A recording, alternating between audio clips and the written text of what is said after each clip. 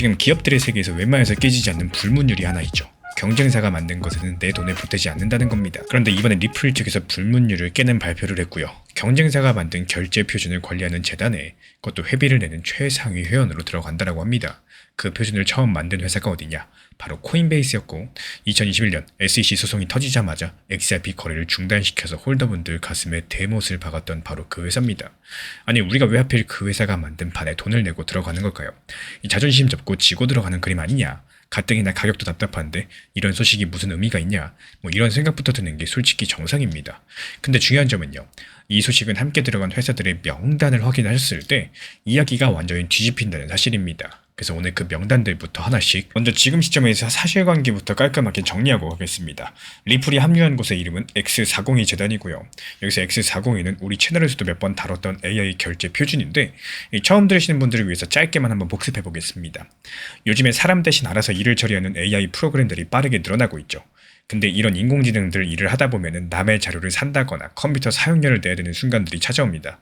그리고 그때마다 사람이 옆에서 결제 버튼을 눌러줄 수가 없다 보니까요. 인공지능이 인터넷 통신 안에서 그 자리에서 바로바로 값을 치르게 하자. 그리고 그 방법을 하나로 통일하자는 약속이 바로 X402입니다. 이 표준이라는 말이 좀 어렵게 느껴지시면요. 휴대폰 충전 단자를 떠올리시면 됩니다. 회사들마다 제각각이던 단자가 하나로 통일되니까 어떤 충전기를 사도 전부 다 꽂히죠. 그렇게 다 같이 쓰기로 정한 규격. 그게 바로 표준입니다. 이번 뉴스의 진짜 핵심은 리플의 가입 그 자체가 아닙니다. 같은 날 나온 또 하나의 발표가 있었는데요. 리눅스 재단이라는 곳이 X402 재단의 공식적인 출범을 선언하면서 코인베이스가 X402를 재단에 넘기는 절차가 마무리됐다라고 밝힌 겁니다. 이게 무슨 말이냐? 이제부터 이 표준은 코인베이스 개인 소유가 아니라는 뜻이겠고 어느 한 회사도 마음대로 바꿀 수가 없겠고요. 또 참여한 회사들이 함께 방향성을 정하는 공동 관리 체제로 들어갔다는 겁니다.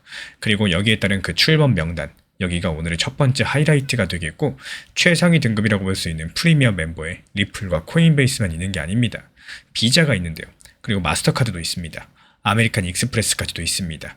이 전 세계 카드 회사 3곳이 전부 다 들어와 있어요. 그리고 구글이 있고 아마존의 클라우드 회사인 아마존 웹 서비스가 있고요. 온라인 결제 회사 스트라이프, 숍 스테이블코인 USDC를 만든 서클도 있습니다. 심지어 솔라나 재단, 스텔라 재단처럼 XRP랑 경쟁하는 코인 진영까지도 같은 명단에 이름을 올렸고요.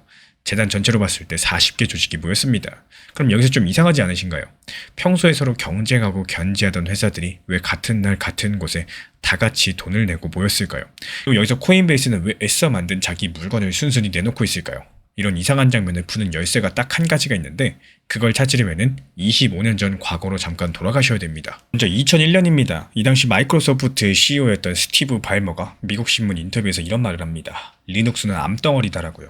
닿는 것마다 달라붙는 암덩어리다 발언했는데 여기서 리눅스가 뭐냐면요. 누구나 공짜로 가져다 쓸 수 있게 공개된 컴퓨터 운영체제입니다.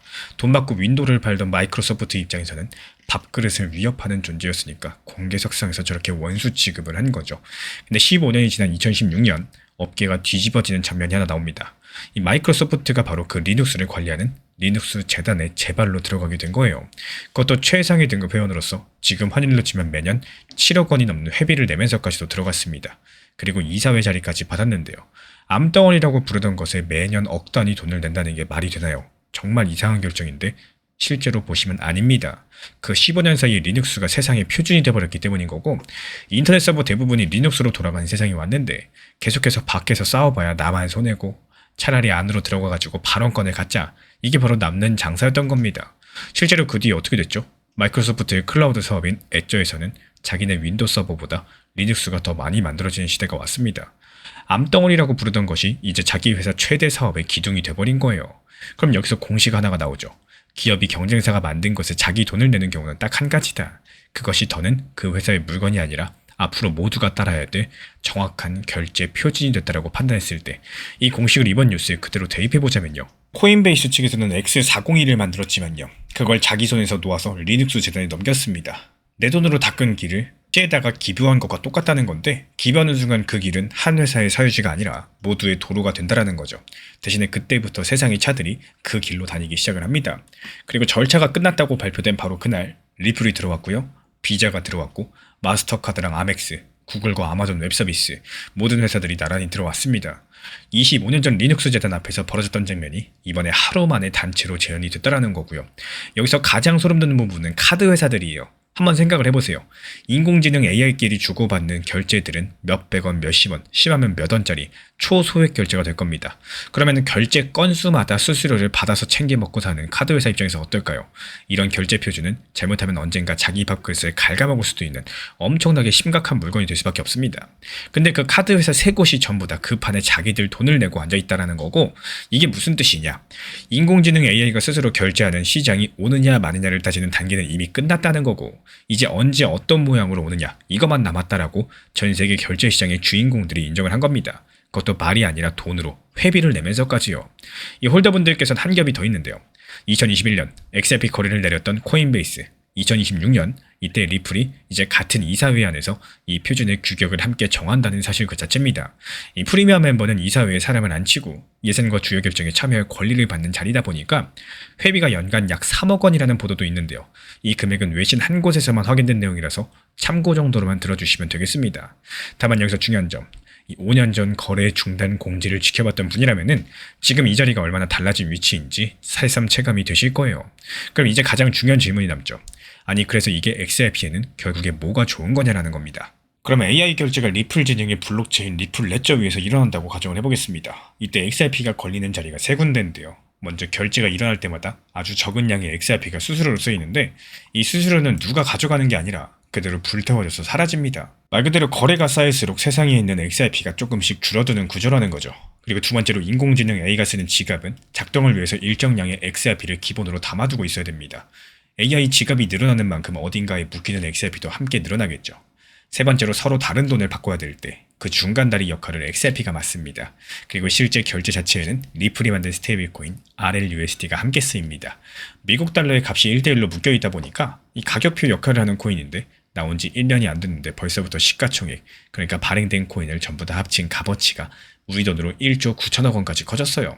여기서 재밌는 건요, 같은 재단 안에 이 RLUSD의 최대 경쟁자 USDC를 만든 서클도 최상위 멤버로 앉아있다는 사실입니다. 그러니까 이 표준 안에서 앞으로 기계들이 쓸 기본 화폐 자리를 놓고 예선전이 시작이 된 거고, 리플은 그 예선전에서 RLUSD, XRP 두 장의 카드를 들고 출전한 셈이겠고요. 그리고 이건 그림 맞는 이야기가 아니에요. XRP 리플 레저에는 이미 X402 결제 기능이 붙어서 실제로 돌아가고 있고요. 관련 집계판 기준으로 봤을 때 AI 거래가 122만 건을 넘어선 상황입니다. 코인베이스가 만든 AI 결제 표준 X402가 리눅스 재단 아래 공동관리 체제로 공식 출범했고요. 리플은 비자, 마스터카드, 구글 같은 최상위 등급으로 합류하면서 규격을 정하는 자리에 앉았습니다. 25년 전 마이크로소프트가 리눅스 앞에서 그랬던 것처럼 지금 경쟁사들이 한 곳에 돈을 내고 모였다는 거, 이 사실 자체가 지금 시장이 표준을 중심으로 굳어가기 시작했다, 이런 신호탄이겠죠. 그럼 이제 남은 문제는 딱 한 가지, 그 표준 위에서 실제로 XRP의 길이 선택되는지 여부입니다. 그래서 다음 영상에서는요, 그 정답을 말이 아니라 숫자로 확인해 보려고 해요. 지금 이 순간에도 돌아가고 있는 AI 결제 집계판을 직접 열어가지고 기계들이 실제로 어디에 얼마를 쓰고 있는지 추적해 보도록 하겠습니다.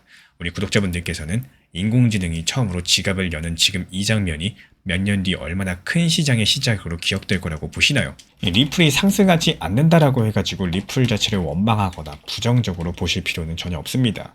냉정하게 한번 생각을 해보면요, 지금 리플이 조용한 이유는 리플이 나빠서라기보다는 이미 짧은 기간 이때 너무 큰 상승이 나왔었고 그 이후에 시장이 숨을 고르는 구간에 들어와 있기 때문인데요. 다만 여기서 아쉬운 점은 많은 분들께서 리플 XRP가 당연히 몇만 원까지 갈 것이다 라고 생각을 하면서 현실적인 대응보다는 기대감만 키우게 된다는 점입니다.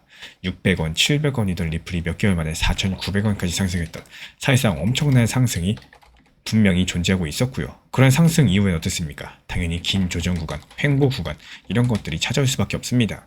그렇다면 가장 현실적인 방법이 뭘까요? 내가 가장 만족스럽고 기분 좋을 때 오히려 일부라도 수익을 실현하는 습관들을 만드는 겁니다.